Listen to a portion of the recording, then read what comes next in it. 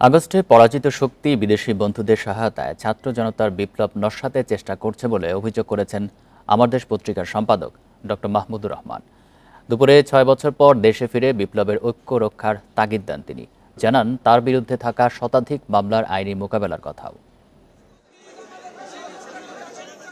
আওয়ামী লীগ সরকারের সময়ে শতাধিক মামলা মাথায় নিয়ে দেশ ত্যাগ করেন আমার দেশ পত্রিকার সম্পাদক মাহমুদুর রহমান। নতুন প্রেক্ষাপটে দেশে ফিরলেন ৬ বছর পর। বিমানবন্দরে তাকে স্বাগত জানায় নানা সংগঠন। এ সময় মাহমুদুর রহমান বলেন, ৫ আগস্টের বিপ্লব নস্যাৎ করতে মরিয়া দেশ বিদেশের ষড়যন্ত্রকারীরা। এসব মোকাবিলায় ঐক্যবদ্ধ থাকতে হবে।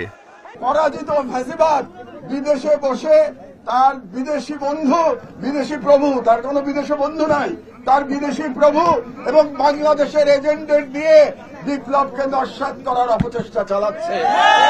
আপনাদের কাছে আমার স্বনির্বন্ধ অনুরোধ, একজন সিনিয়র সিটিজেন হিসেবে এবং আপনাদের লড়াইয়ের সাথী হিসেবে আমার অনুরোধ যে আপনাদের মধ্যে যেন কোনো অনৈক্য না আসে।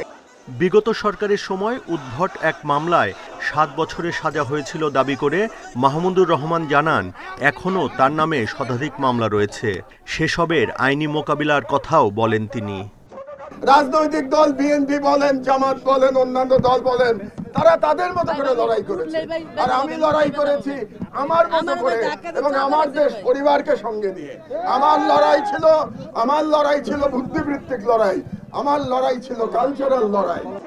রংপুরে প্রাণ দেয়া আবু সাইদকে বিপ্লবী আইকন উল্লেখ করে আমার দেশ সম্পাদকের আহ্বান, যে বিপ্লব অর্জিত হয়েছে তা যেন দীর্ঘমেয়াদী হয়। Buddhadeb Kundu, independent news, Dhaka.